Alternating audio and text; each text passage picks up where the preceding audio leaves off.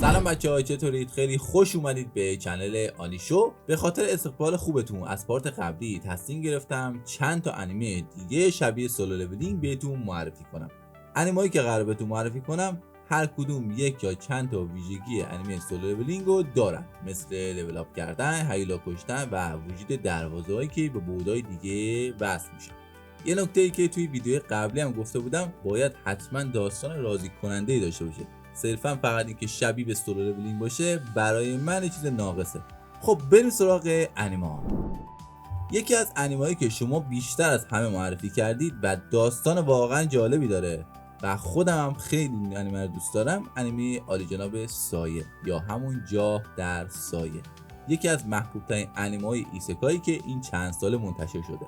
داستان درباره پسری که میخواد همیشه توی سایه باشه و از پشت صحنه همه چیز رو کنترل کنه و در ظاهر فقط یه آدم عادی باشه. یک شب که داشت برای رویاش تلاش میکرد، کامیون بهش میزنه و میمیره و وقتی چشاش رو باز میکنه میبینه که توی یه خانواده اشراف زاده توی دنیای جادویی تناسخ پیدا کرده. پس تصمیم میگیره تا این بار آرزوش رو به واقعیت تبدیل کنه و با اسم شادو بزرگترین قدرت پشت پرده این دنیا بشه. شخصا من با طرز فکرش خیلی حال میکنم و تلاشش برای اینکه دو تا زندگیشو کنترل کنه رو خیلی دوست دارم و انیمه واقعا جذابیه. اگه هنوز ندیدیش برید سراغش که یکی از بهترین است. بعد از جاه در سایه انیمه من مهارت تقلب در این دنیا رو به دست آوردم هم توی کامنت های پست قبلی هم خیلی معرفی شد. داستان خوبی هم داره که درباره پسری به اسم یویا تنجوی که همیشه به خاطر ظاهر زشت و چاقش مسخره و تحقیر میشه و حتی به خاطر این موضوع توی خونه هم راش نمیدادن. توی کل دنیا فقط پدر بزرگش باش خوب بوده که اونم فوت میشه و خونه‌ای که توش زندگی میکرده رو براش به ارث میذاره. ولی اونجا یه خونه معمولی نبوده.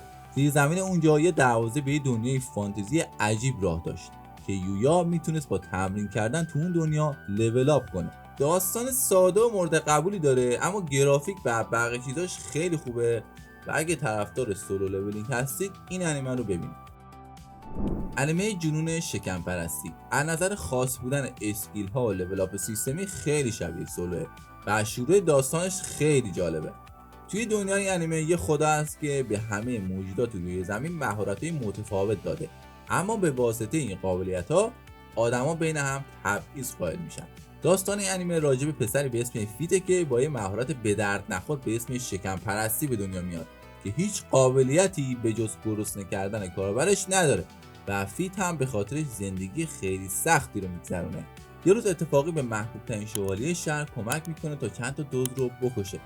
اونجا میفهمه که مهارتش اینقدر هم به درد نخور نیست و میتونه با استفاده ازش کارهای خیلی بزرگی کنه.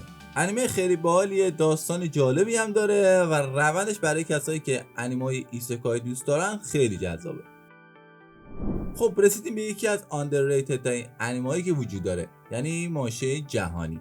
داستان از وقتی شروع میشه که یک دفعه توی ژاپن دروازه‌هایی باز میشن که ازش موجودات عجیبی به اسم همسایه‌ها بیرون میاد و مردم رو میکشن.